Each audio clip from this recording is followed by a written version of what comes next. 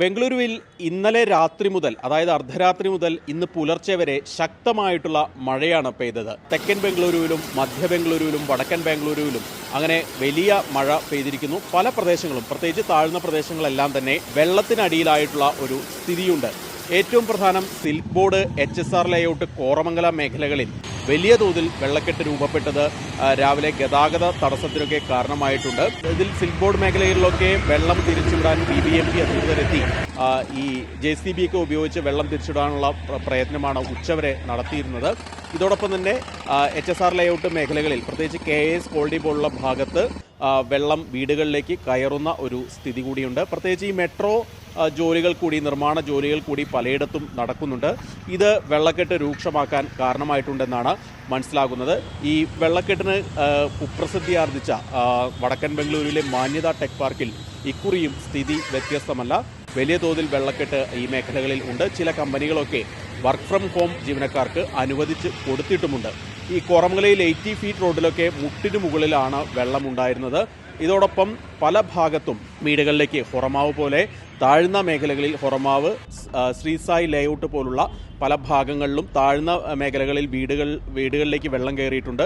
പലയിടത്തും ഡിങ്കി ബോട്ടുകൾ ഇറക്കി ആളുകളെ പുറത്തേക്ക് കൊണ്ടുവരുന്നുള്ള ശ്രമമൊക്കെ സ്റ്റേറ്റ് ഡിസാസ്റ്റർ മാനേജ്മെൻറ്റ് അതോറിറ്റിയും അതുപോലെ തന്നെ അഗ്നിശമന സേനാംഗങ്ങളൊക്കെ നടത്തുന്നുണ്ട്.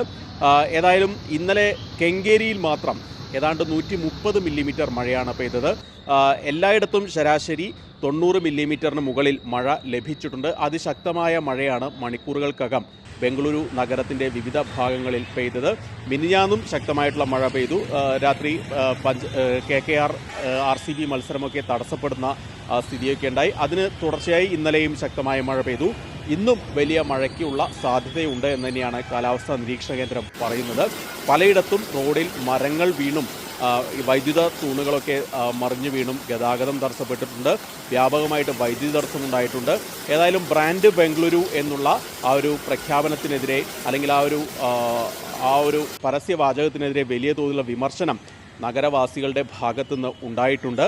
ഇതോടൊപ്പം തന്നെ അടിപ്പാതകളിലൊക്കെ വെള്ളം കെട്ടി നിൽക്കുന്ന സ്ഥിതിയുണ്ട്. ഗതാഗത കുരുക്ക് നഗരമേഖലയിൽ ശക്തമാണ്. മന്ത്രി DK ശിവകുമാർ ഈ വിഷയത്തിൽ കൃത്യമായിട്ടുള്ള ഇടപെടലുകൾ നടത്തും. ഉപമുഖ്യമന്ത്രി DK ശിവകുമാർ അങ്ങനെയൊക്കെ പ്രഖ്യാപിച്ചിട്ടുണ്ട്. പക്ഷേ കൃത്യമായിട്ടുള്ള നടപടികളൊന്നും ഇതുവരെ ഉണ്ടായിട്ടില്ല. നഗരത്തിലേതായാലും ഇപ്പോഴും പല ഭാഗങ്ങളിലും വെള്ളക്കെട്ട് തുടരുന്നുണ്ട്. മഴയ്ക്ക് കൂടുതൽ സാധ്യതയുണ്ട് എന്ന് തന്നെയാണ് കാലാവസ്ഥാ നിരീക്ഷണ കേന്ദ്രം അറിയിക്കുന്നത്.